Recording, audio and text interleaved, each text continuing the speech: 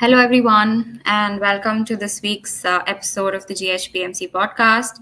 I'm Vaidehi Patel, your host and engineering management grad student at Johns Hopkins University. And today we have a new co host with me, Joel, my batchmate. Hello, so I'm Joel. I am also a student at Johns Hopkins University pursuing engineering management, and I'm the director of events at the GHPMC Club. Yep, and we have a guest today with us. Where you would like to introduce him? Yes, we're absolutely thrilled to have you, Mr. Piyush Jindal. He's the head of product at InMobi, and he brings a wealth of experience in product management, data analytics, and leadership across multiple industries. Welcome, Mr. Jindal, and you can take the stage and introduce yourself to our audience. First of all, thank you, Vaidehi, Joel, and Akash in the back end, like to help to bring me on the podcast. Really appreciate it. Introducing about myself, like as Vaidehi shared, I'm currently heading the product at InMovie Advertising for their private exchange. Before that, I was briefly at Walmart, leading their identity space, and before that at Albertson. So I've been spending mostly last decade or so as part of the major retailers ecosystem, building their AdTech solutions, raising their products from the scratch ups, building their execution strategy, vision across, and deeply rooted in the product management, data management, analytics, and engineering background from myself. Again, really glad to be on the podcast today. Yes, it's really nice to have you with us here today. So to start with, if you could, walk our audience through your journey into becoming a product manager, and if you could tell us a little bit about your current role, how it is, and yeah. Oh, yeah. So let me start from the scratch, right? Like when I started my journey in the career, as a career, I was an engineer in the beginning, and that start led a strong technical foundation and curiosity in me for solving the complex problem statement. Right when it started, like it was about how do I code this? How do I build this? Right? What do I need to do to kind of like learn new technologies? How do I build X particular product for Target or Walmart or things like those? Right? Eventually, as grow into the role, kind of started thinking about more on terms of why, like like what do I need to do to solve the business goals, right? What do I need to do to solve the product goals? What does the company goals look like? And transition of that from the engineering mindset into the product role was because that curiosity came in again, and it's like, hey, how do I lead the cross-functional teams and align user needs with the business goals that the company have, right? As I got into that thought process, I moved my journey from engineering, engineer to the product management ecosystem. With that, now the next stages of the career begin, where we had like, how do I grow into the leadership role? Right now, I understand the customer needs, customer pain points, how I'm solving that out. How do I actually build impactful, products? How do I progress through the impactful roles? Like, how do I deliver the successful products, scale the platforms that we have built in the past or I'm building as of now? How do I key what are the key successes that I need to incorporate into my daily journey that will lead to the my way to the senior leadership, which eventually led me to going into the current role of my movie as head of product, where I'm currently overseeing the addressability and private exchange, working at the intersection of retail media network and demand side. As if the audience understands this, it's more on a advertising technology realm where we have programmatic realm that we work toward, and I'm focusing on solving a bigger needs. Right, how do I make sure that user privacy is maintained? How do I make sure that we are targeting the right customer segmentation or segments as part of our products? I'm solving the challenges that the industry is facing, right? The scalability issue, the privacy issue, the targeting issue. How do I measure? How do I get the ROI? So essentially, coming down to at the end, I would say, like, idea is how to solve the customer problems first, how to make sure that I empower my teams under me to kind of make those decisions. How do I foster the transparency across my teams and derive or basically deliver the valuable outcomes for the whole company as well as the customers that is aligned with us. Yeah. Awesome. That's really nice to know. As you know, most of our audience are aspiring product managers. So, if there's any message that you have for them, or something that you might want to tell, for people starting off their journey. Uh, okay, so I think if we have to take the stepping into the first role of product management, right? Like, to start with the beginning of that, I would highly recommend, like, the challenges and mostly the issues that the usually comes when you first starting a role is, right? The thought process. Let's start with that, right? Like, when think about it, we always think about how do I do this, right? Like, we need to shift our focus to the strategy component of it, right? Thinking about execution is the first thing that comes to our mind, but now we need to think as a product manager into a strategic thinking side. Like, can I think about, instead of executing it, how I execute it, think about, like, what do I need to do, why do I need to do this, like, how can I overcome the challenges that market is facing right now, the market dynamic is, and learn from our mentors to understand, okay, this is what is needed to do, but this is why we need to do it and what we need to do it, right? That is the first part I would highly so first thought would be the shifting to the strategy thought process instead of execution. Second aspect would be the cross functional collaboration, right? Managing different priorities across different stakeholders is a key component of the product management, right? And you have to have the cross functional collaboration that needs to be done to ensure that you are actually managing those different priorities in an order by building a strong communication and prioritization framework like rice moscow. I'm going to talk about it in some time as well, but those cross functional collaboration is key. Third is the balancing a need, right? Like, you will have different stakeholders coming at you, and I think most of you faces that, right? You have a different priorities of a day right now you're facing, and you need to choose between, hey, I need to do X project versus Y project, and both has some sort of a priority, some sort of a date timelines, some sort of a, the weightage of the marks, or the the grading that you will be facing. So you actually have to have a balance of a need. Similarly, in the product management realm, you have to do the same thing. You have the data points that you need to leverage to align the customer feedbacks with the customer business goals and the technical constraints. So which leads to, hey, how do you balance your day-to-day needs? The fourth is the major key part and the hardest thing to do for anyone is handling ambiguity. You will be facing with so much ambiguity in your day-to-day life with the product management, because you're the first person in the row who's actually being asked to say, hey, can we solve this problem?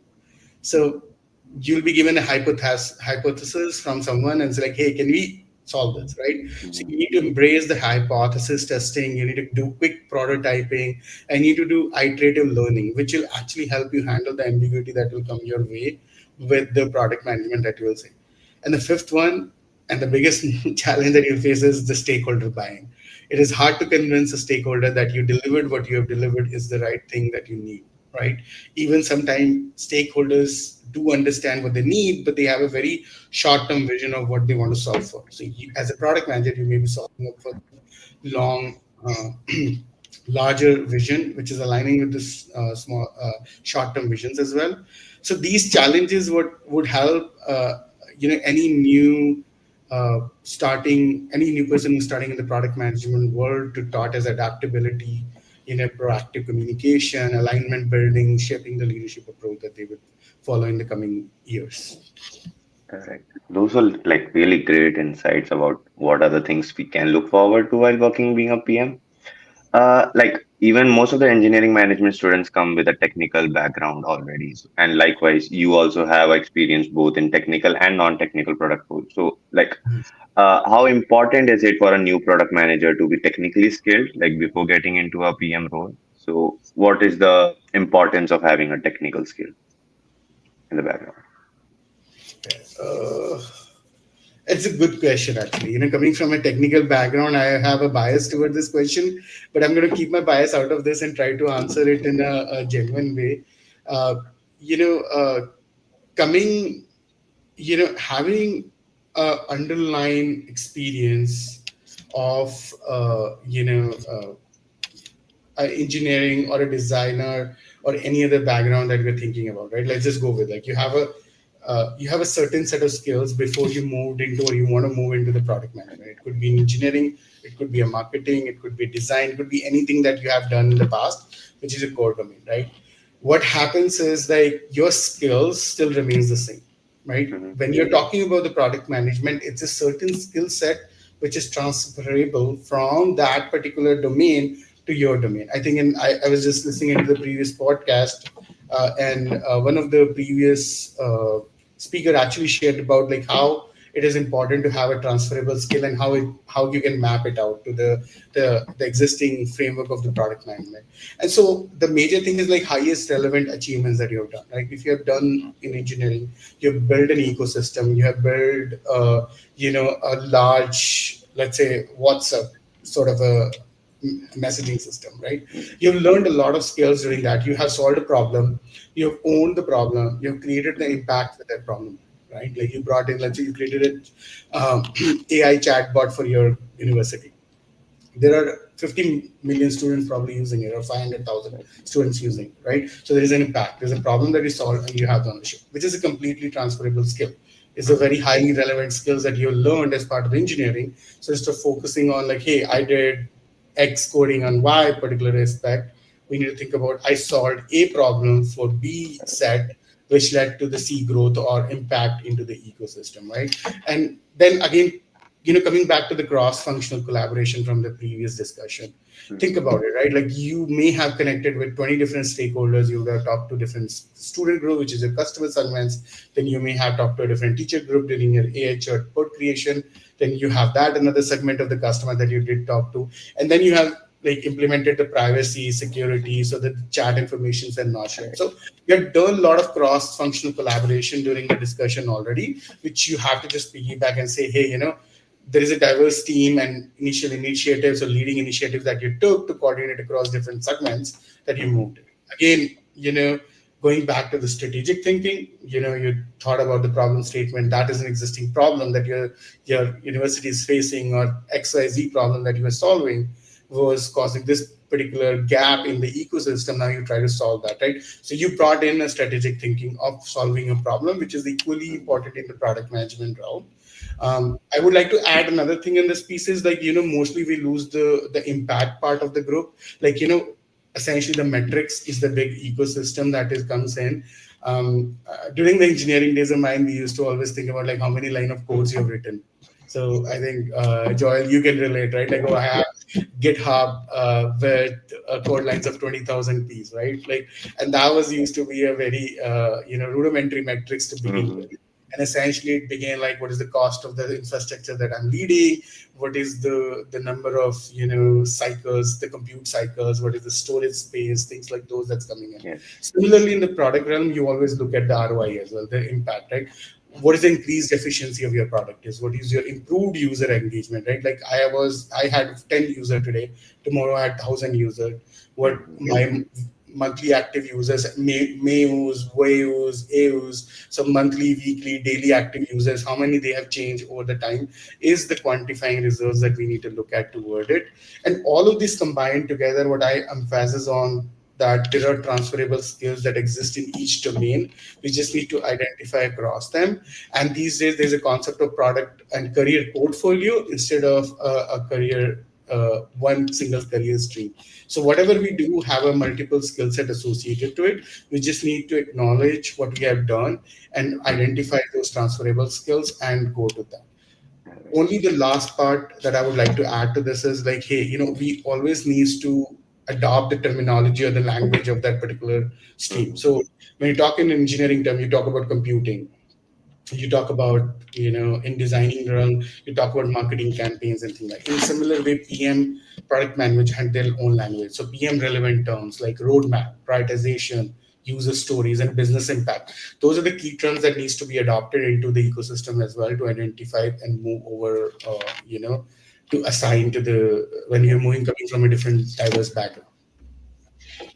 That's a great insight for students, especially at Johns Hopkins, because like our course is designed in such a way that it gives equal importance to the technical and the management tracks. So I think they're very happy after hearing this. Thanks for that. So something I'm really curious about is that, given your experience leading teams and managing diverse product portfolios, what are some top qualities that you'd look for when you're reviewing a PM resume? Are there any specific elements that would stand out to you? Mm, Again, a good question, actually. Thinking about it, right? If I have to uh, think about what would be the highest skills, I think the major skill is again going back to the part of like, hey, what would you have? Did you solve a customer problem? Let's start with that, right? Like product management exists to solve a customer pain point, right? Correct. How would you know that you what I would like to know in the resume or anywhere is like, have you solved a customer problem? If you have solved a customer problem, what was that customer pain point was that you have solved, right? And when I look at the customer problem solving in the skill set, then I would like to know the ownership that you have achieved, right? Do you have the intent to own the problem, right? Like I own this problem. Led execution of building a AI chatbot from scratch till the end, Mhm. where I had adoption of from one user to 20,000 user, right? Like that is the one big thing. And if you look at this, like in my term, I have quantified it, right? So the third major aspect that come into it is that what is the quantification of your impact is? Like what is the metrics that you're actually following up, which will tell me like, hey, this is are the pieces that you need to actually follow up. These are the user count that you have followed up, number of users that has increased or adopted your platform, number of different matrices that you have been following on, different revenue stream that you are following on, the ROI factors that you have included. Mhm. Do you have that showcased in your resume? Is the key three things that I would look into.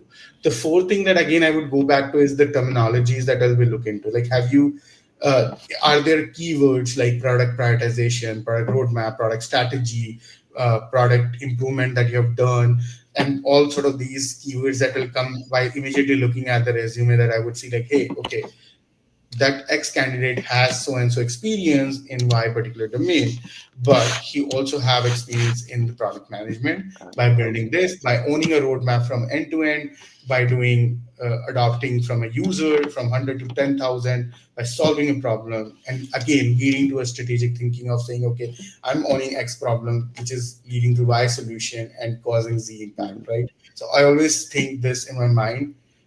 I did A, which led to B, have an impact of C. That is the whole statement that comes to my mind when I look at resume, and that will clearly showcase that this is Mhm. a product management person in my mind. Yeah. Got it. Got it. I did my undergrad in computer science. So I had a very technical resume before I came to do masters.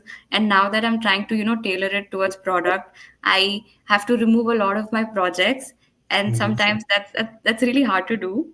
So, a lot of us, again, we come from diverse backgrounds. So, how do we tailor our resumes to highlight these particular transferable skills while we are applying to our first product management roles? Okay. Again, it comes back to the transferable skills, right? Like we talked Mhm. about the different keywords that's there and that exist, right? Like you have solved a problem when you were in engineering. So we can take any project, right? Like let's take you're solving a project of you're collecting data from X systems and creating a report which actually lead to a decision of doing Y, right? Like this Correct. is very very rudimentary, very beginner product that you're building. What you're doing in this is like again you're solving a problem, right? You're solving a Mhm. client problem. That's the first question you need to ask. So I would say before removing any products that you're thinking about why they be in your resume, think about it like what in terms, if I have to rewrite this into a product management language, how would this reflect, right? Like this, I solved X project, I did X particular product coding, which was a Y problem that I solved Yes. for my customer segment of A, right? You did solve a customer problem. You still solve for Mhm. a customer segment. Mhm. Yeah. You coded a solution which had a problem tied to it. So that was the first Mhm. identification that you have expertise on solving a problem X, because you have a way of actually writing, you have written a code, you know how to solve this. That problem statement is the one part, right? Like two, you had a timeline, you use the, I'm assuming that you use the agile project worm like Mhm. Jira, Confluence, and different methods to actually kind of like note down your research or note down your day-to-day action items. You would have gone through a sprint planning, sprint grooming, or an execution of agile round. So you know all the agile concept, which is clearly a transferable skill from your execution over to planning and the strategy of the product, right? You are on the other side of the ecosystem, but now you also know what your product manager used to think at that point of time, and you can transfer that skill across. The third thing would be, again, coming from how, thinking about why and what, right? That's how Mhm. my transition of the journey was to begin with. When I started with, I was always thinking about how to solve this problem. How do I write the code, right? And suddenly I started thinking of what I'm writing code for. Like, am I solving this problem or am I solving that problem, right? And then I got into like why I'm solving this problem, like who needs Mhm. this problem to be solved, right? And that comes to like why am I into this, why my product manager or a director or a senior leadership is asking this question or solving this problem. And then if I solve this problem, how will they measure the impact and outcome of this problem, right? Like instead of thinking about how to solve it, I suddenly move toward what, why, and who. And then from who, I like how will they measure it, instead of how will I code it, you get to the how. So all each of the products that we have done in the past have similar statistics, similar strategy, similar problem statement, and ownership that you had during at that point in time, easily transferable achievements that you can move to it. Again, cross-platform collaboration, strategic Mhm. thinking, quantifying of your results, as well as tailoring it to the PM language. That will holistically apply to this problem statement as well, where you can put this out in your resume to showcase, okay, this is what we have done in the so and so product, which led me to be in a product management realm right now. Right. So once our resume is created, like perfected, so the natural next step comes that we get our interview call. So in your experience, like what are the most common mistakes like candidates like us could make in their very first PM interviews? Like what are the things that they could pay attention to so that they could avoid the pitfalls and increase the chances of the success in their interviews? Uh, the one major, I wouldn't call it mistakes, but the thought process changes that Mm-hmm. I've seen the candidates go through is they always focus on the features that they solve, not the outcome of the problem, right? Like the description, whenever we ask like, hey, how, like, tell me about your strength or tell me what you have solved this XYZ problem in your past. They'll focus, all the candidates will immediately focus on describing the features that they built instead of focusing on the problem they had solved and the outcome they have achieved by solving that problem, right? So the solution to that problem, I'm going to not only talk about like what have been done, but how can you Mm-hmm. approach this when you're interviewing this, is instead of focusing on the feature, is focus on the why behind that decision, right? Like how, why did you make that decision, what was the impact on the user, what was the results that you measured, which is a key part of it, right? Like I want to know what is the value that you brought into by building that product, instead of thinking about what was the feature of the product that you build across, because the features can change depending on the date and the time and the audience segment,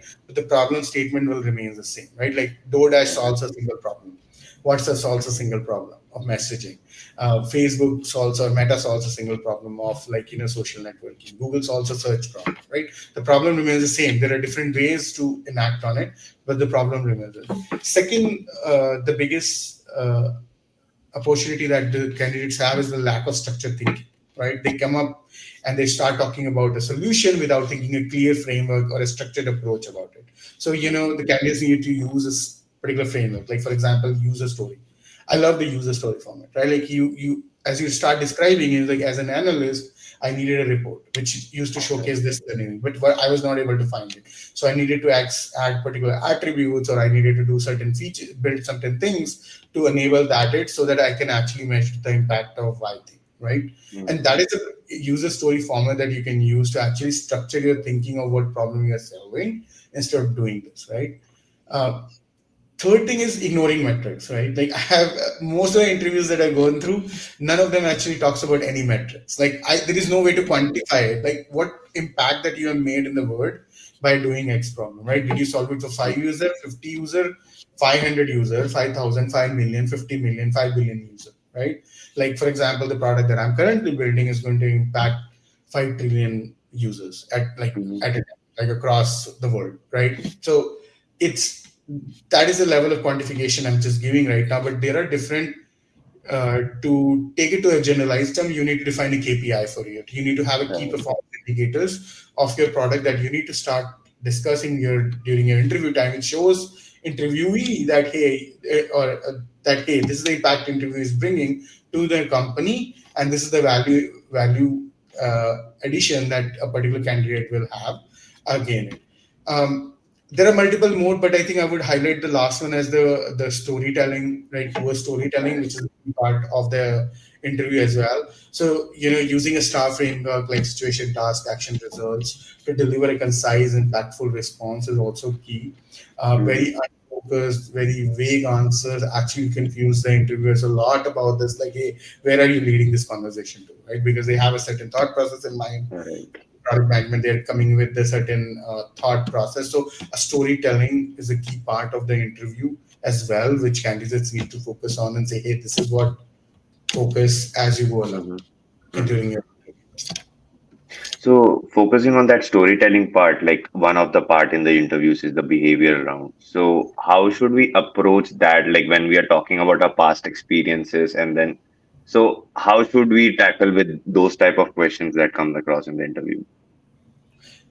As I shared earlier, I think I would encourage all the candidates to structure their answers with the STAR approach, right? Okay. Situation, tasks, action, results Result. that we followed.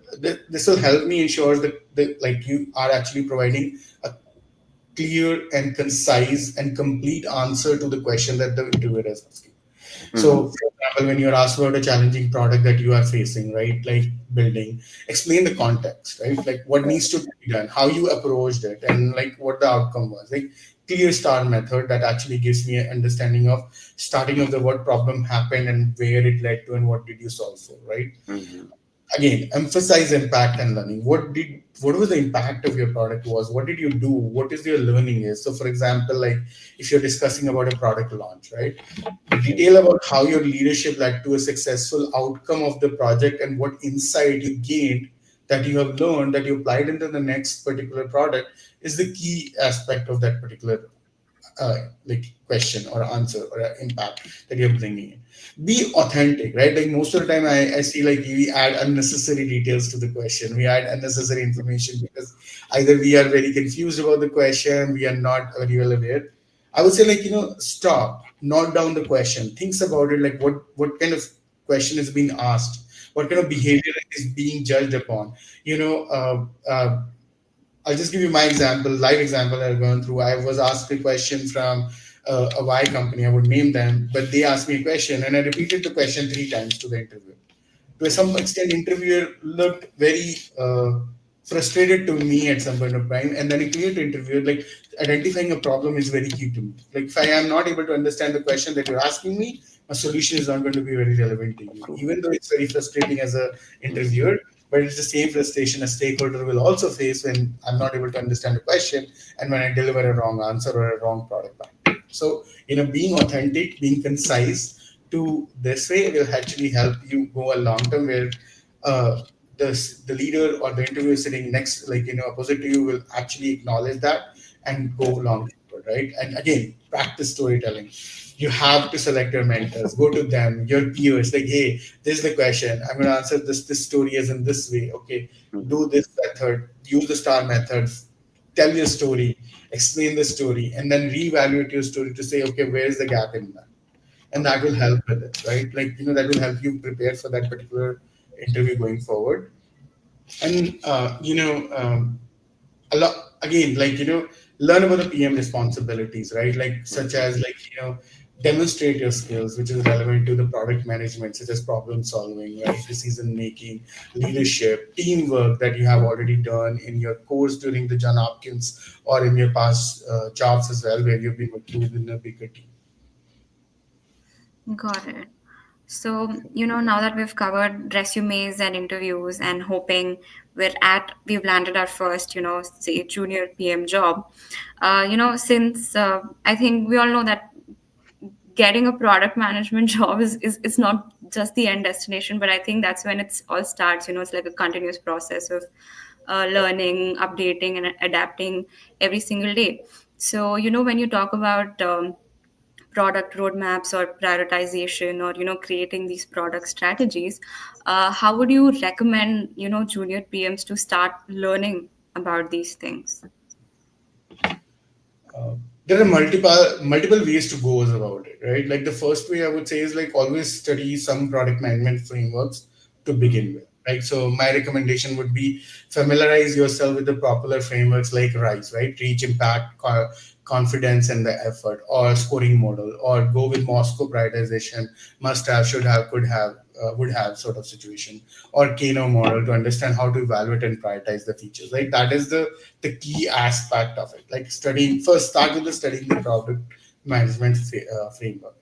Then I would say learn about the real world case studies, right? Analyze the case studies of a successful product strategies that you've seen. For example, like how companies like Airbnb or Amazon handles the product roadmap. There are multiple examples that's available outside in the real world through either Reddit or blogs that you can read through, or YouTube, where they have shared a lot of these case studies already. Understanding how their priorities are shifting and how they dealt with the shift in the priorities become the key aspect of the real world case studies, right? Join PM communities and workshops, right? Like I myself, right after this, actually, I'm heading to another PM meetup where we will be connecting with multiple folks together and talking about different product management changes that has been coming up, right? So my recommended is like Mind the Product Coalition. These are some of these communities, online communities that exist where they have a lot of workshops, webinars, which is free. You can just go and attend them, learn from the experienced PM, which are sharing the results, right? Read key product management books, right? Like Learn Product and Lean Analytics, inspired by Marty Kagan. Some of these books are really well written and explains how to build a solid understanding of creating and managing a product roadmap, right? I have read through a couple of them, really exciting, really knowledgeable, and real world cases have been studied and discussed over there, right? And then at the end, right, learning about it goes to such extent, but like learning in the job, as we call it, right, is the key part where you get 80% of it. So I would say, like, do the pro bono product work, Mm-hmm. right? Like take in the real life scenarios that you're solving for, right? For example, um, take a hypothetical product or just contribute in an open source product that you're building, which will help you to practice what you're building out and give you a good example of how this is going to be executed. Then at the end, I would say, like, seek your mentors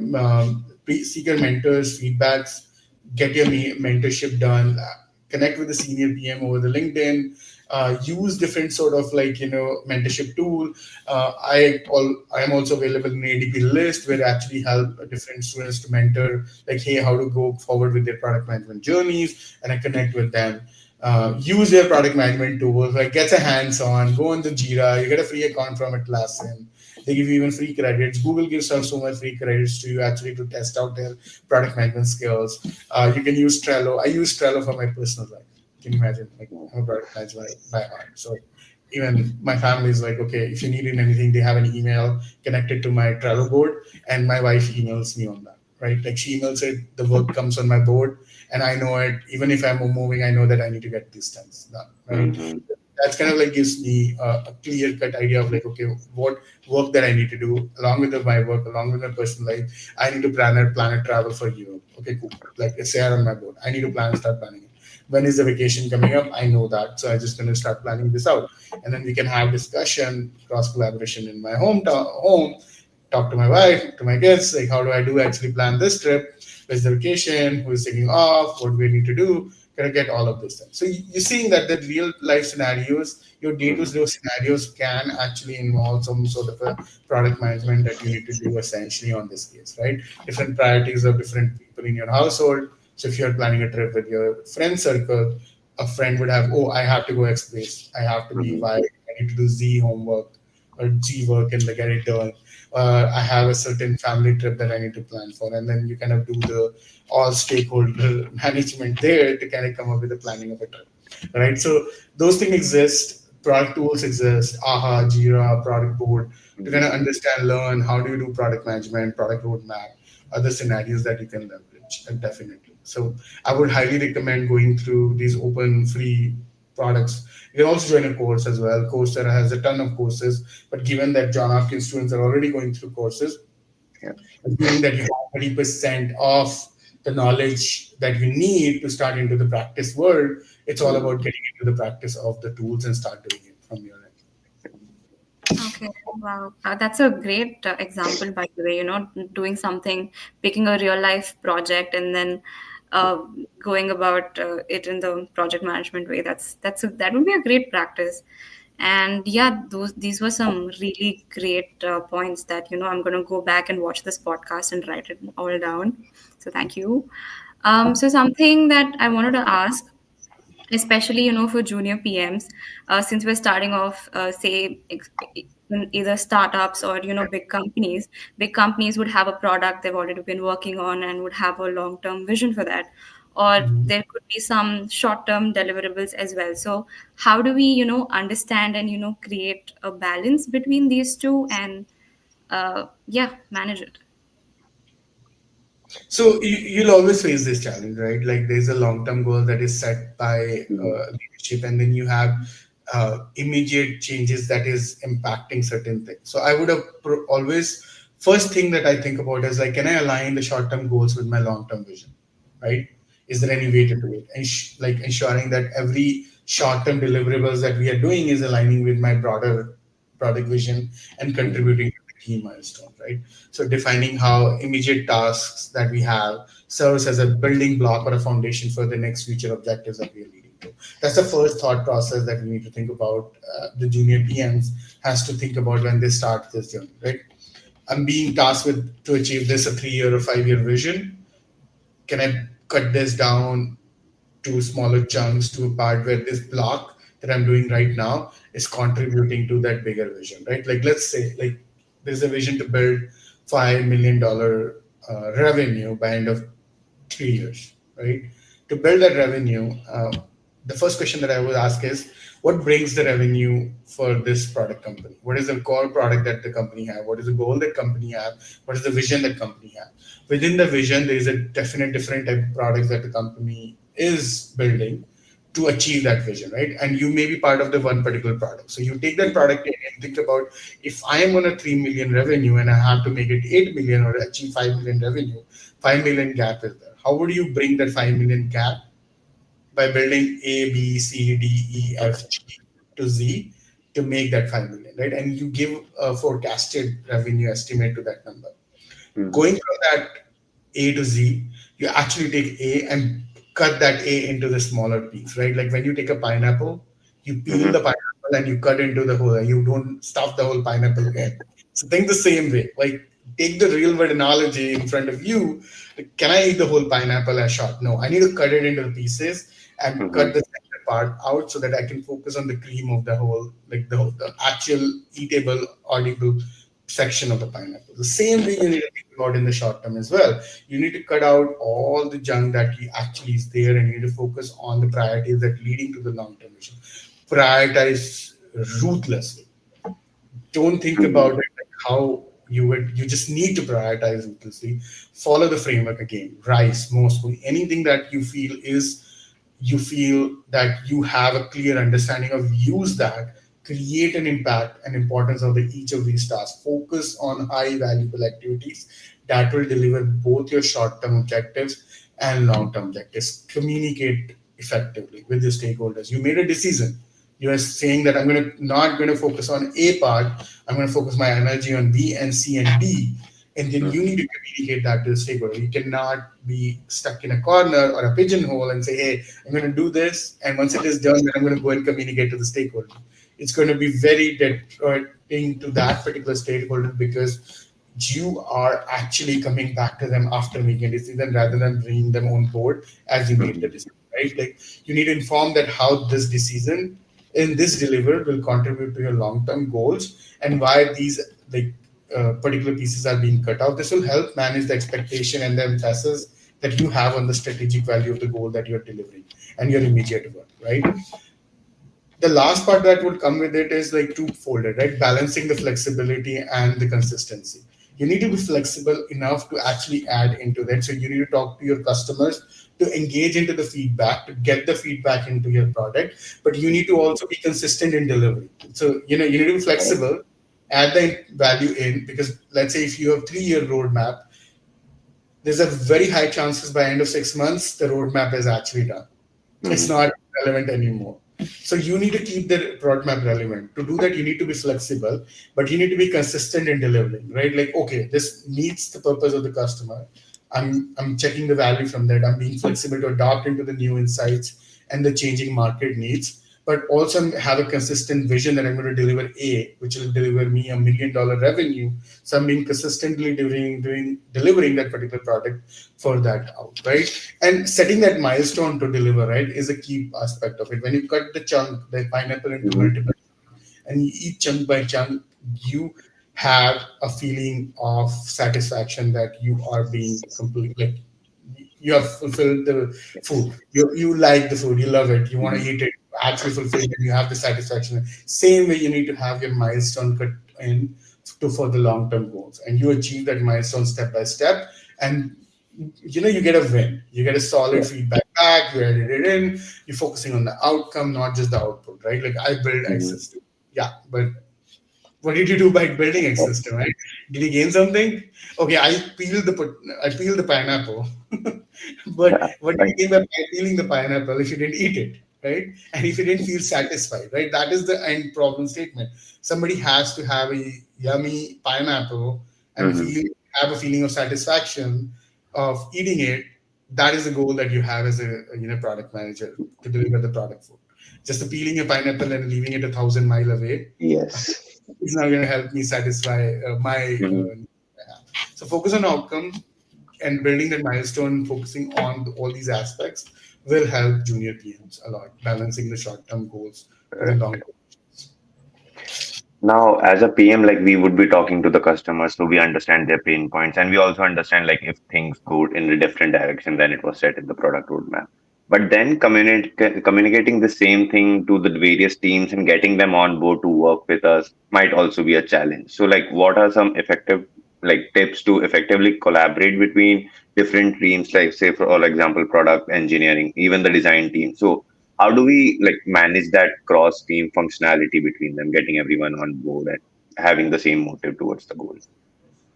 Um, so in my from my point of view, right? Whenever I walk into a room, I always see that what the whole room lack is a shared vision. True. Everyone come up and they have a different vision of the same product, right? Yes. From one lens, it looks different. Another lens, it looks different. So when you're talking into product, you have a different vision in mind.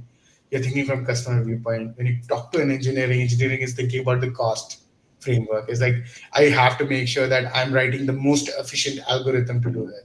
When you talk to a design, he's like, it needs to look wonderful. It needs to have such a charismatic effect as a UI that that when customer look at it, they just got a wow effect, right? That they have.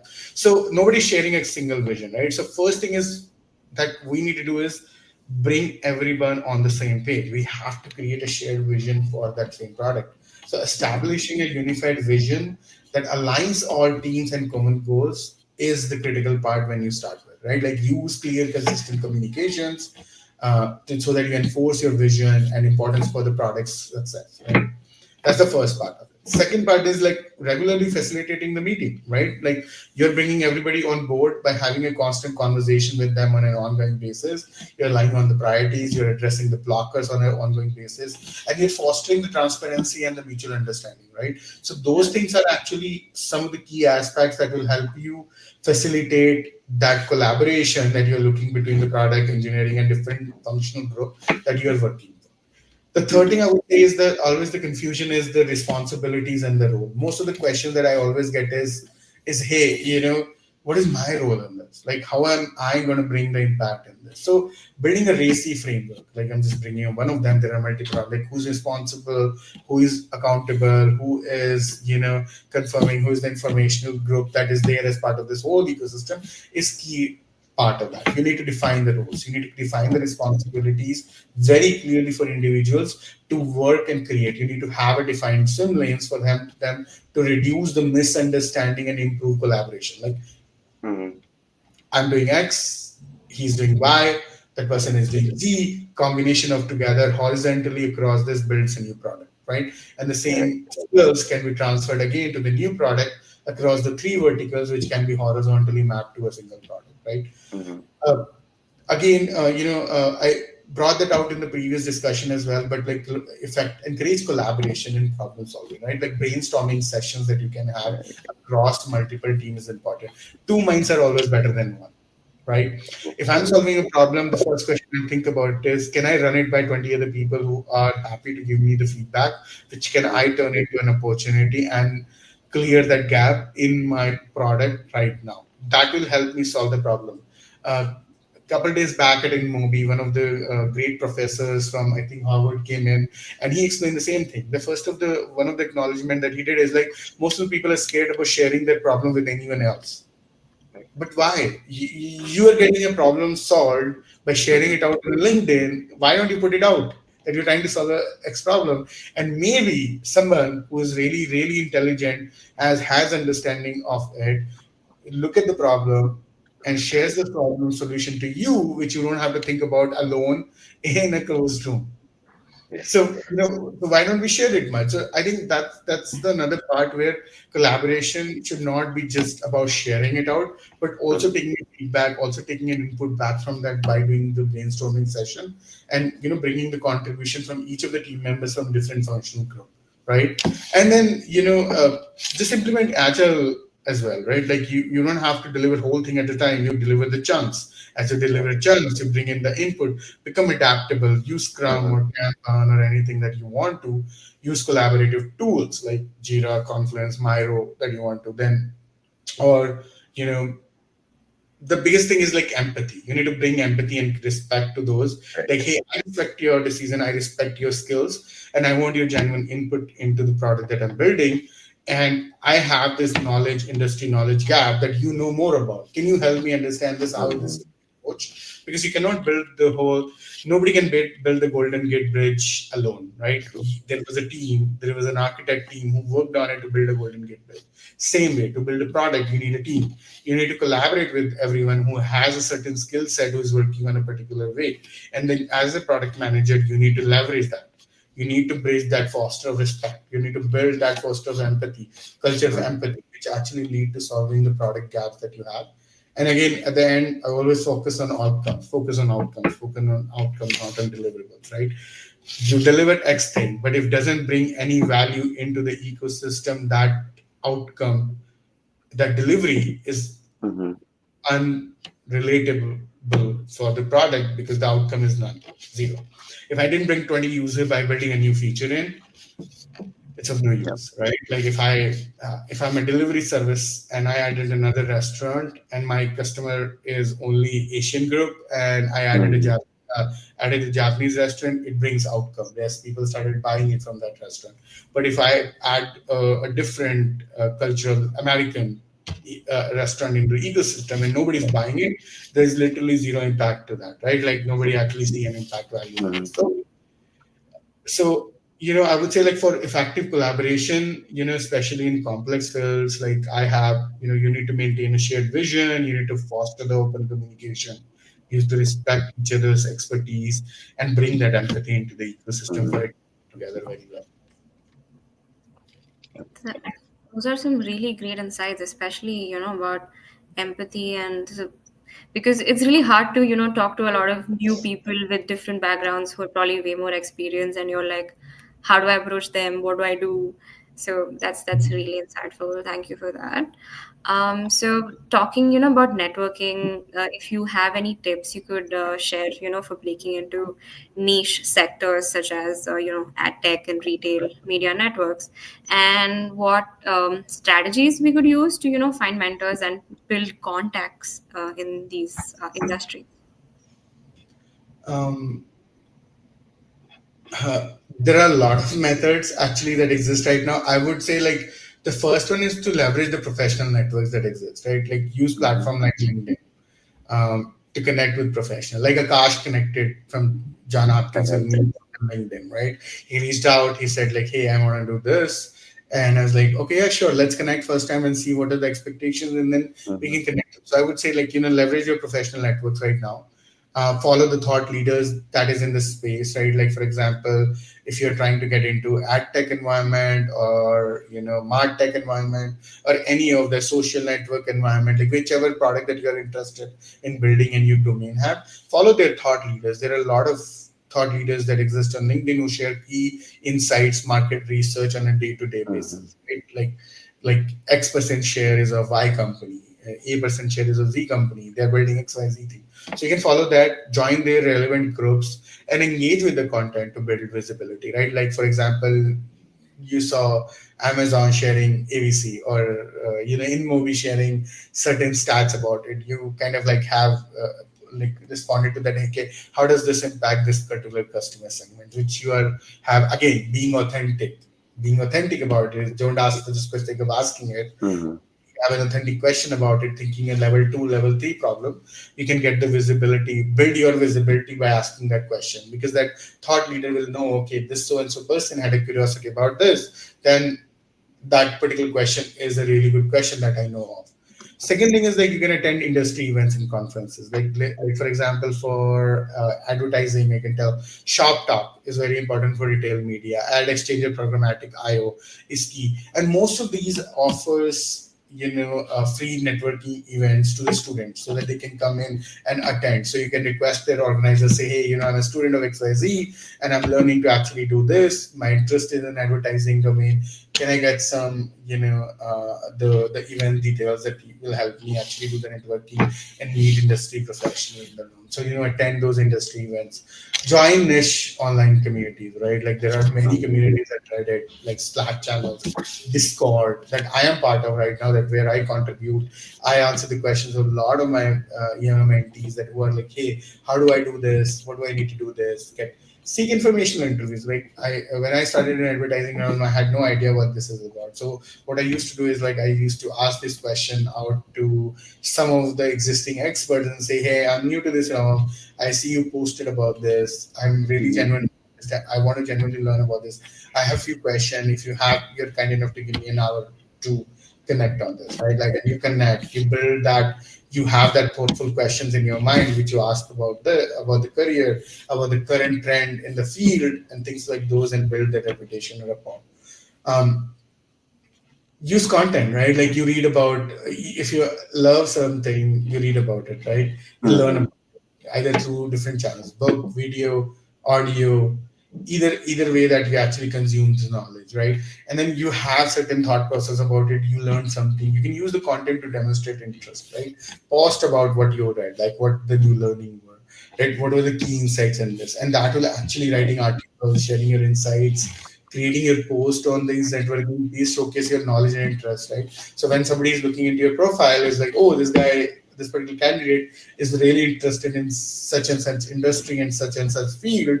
So why Mm-hmm. don't let's approach him and see if that that works out really well.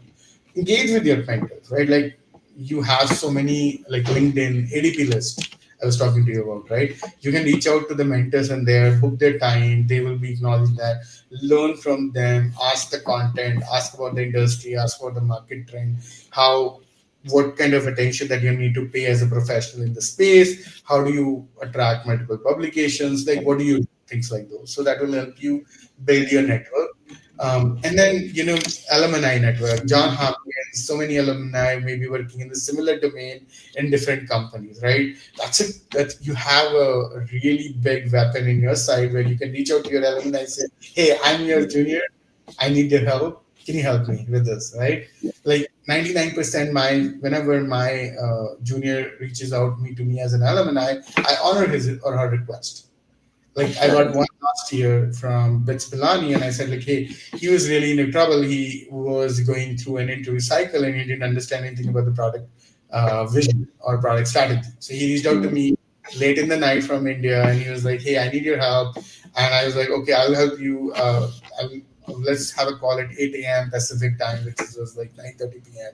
We jumped on the call. He had certain questions. I helped him frame it out. And morning, Mm-hmm. ready for the interview, he was feeling confident enough for the next interview, right? So what I mean to say is like your alumni network could be really, really strong lever to pull when you are trying to learn and network about it, right? A lot of these things will be really handy for you with it. And then volunteering for the shared projects when you get into the open source product, you meet the like-minded people. You meet the like-minded people at meetups. So go connect with them, and then at the end of the day, stay updated with the newsletter. Right? For advertising technology, I subscribe to many of them. AdWeeks, DigiDay, eMarketer. I write articles for AdWeeks as well on my own personal time. So that helped me connect with the like-minded people. People have a lot of questions. They or all the expert in the industries may have certain question about it. The new tech that we are, new products that we're building, so they will Mm-hmm. reach out, and you will build network through that, right? Like that's how we will do it. So I would say that all of these strategies you can combine together, and the junior PMs can effectively break into the any sector like AdTech or retail media network and build meaningful connections and find Mm-hmm. mentors who can guide them through their career growth. That was some great insight. Also, like these rides are not always smooth, right? Obviously, there would be setbacks and there would be shortcomings. So, how could a junior PM handle these failures or setbacks in their career, like especially during the early career, during the product management journeys, and like how could they deal with these setbacks? First advice of mine: don't take it personally. Mm-hmm. If you take any leader in the world, any successful person in the world, there are like mountain of failures in the back end. I do have my own baggage as well that I carry with me. That is Mm-hmm. there. The best thing would be, instead of taking it personally, remember and reflect on those experiences, learn from that curve, and move forward from that outcome of that particular. Again, the outcome is more important than the delivery. You didn't achieve X thing, doesn't matter. The outcome was you learned something from it. What did you Mm-hmm. learn? What was you learning from? That was your outcome. You learned something.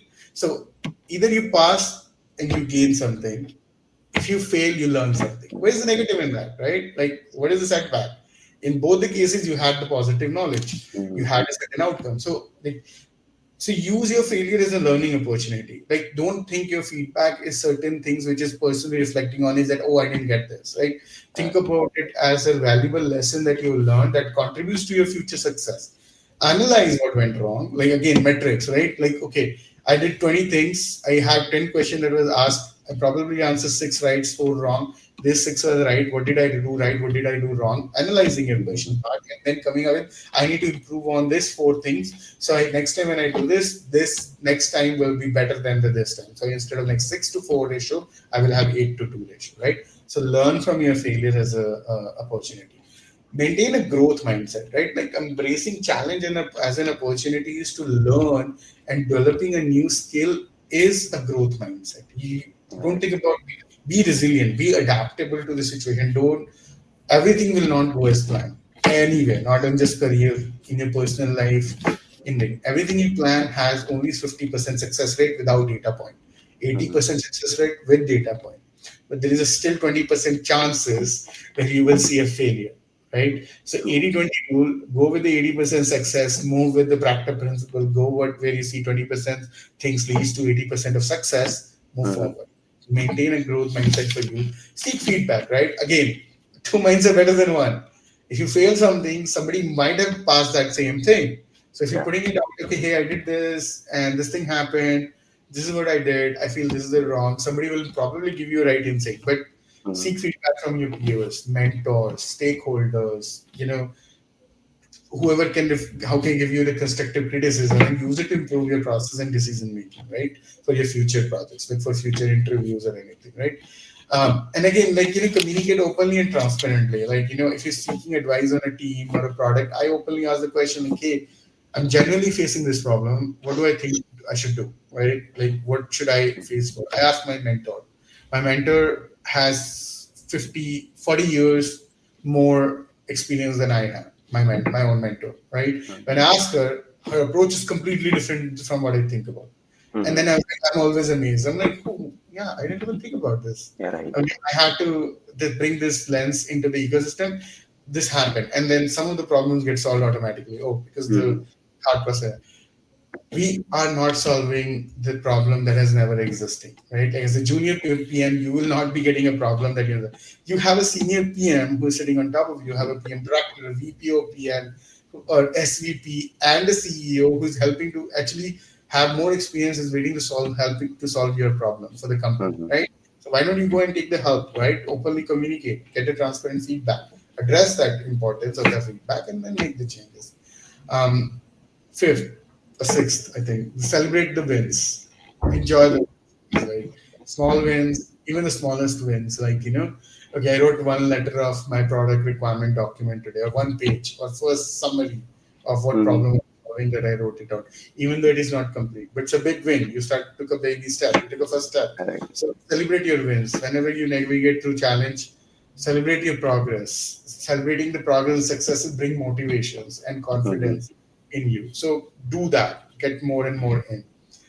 Again, stay adaptable, stay resilient, develop resilience in you, build your support network, and keep the bigger picture in mind always. Like, always and always, you know, my final thought for all the junior PMs will be: failures and setbacks are natural part of the growing as a PM. Okay, by learning from them, maintaining a positive and proactive mindset, and focusing on your continuous improvement, they can build resilience and become stronger leaders in the field.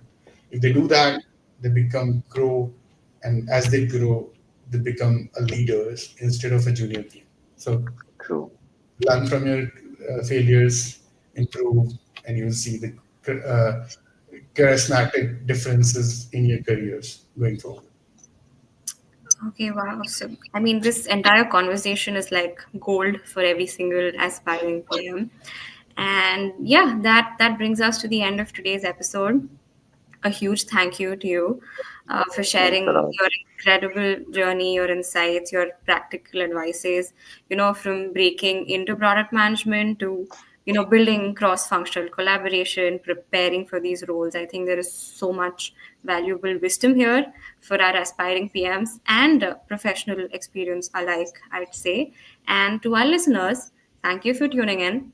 We hope you found today's discussion inspiring and packed with actionable takeaways. And if you enjoyed today's episode, please don't forget to subscribe, share it with your network, and leave us your feedback.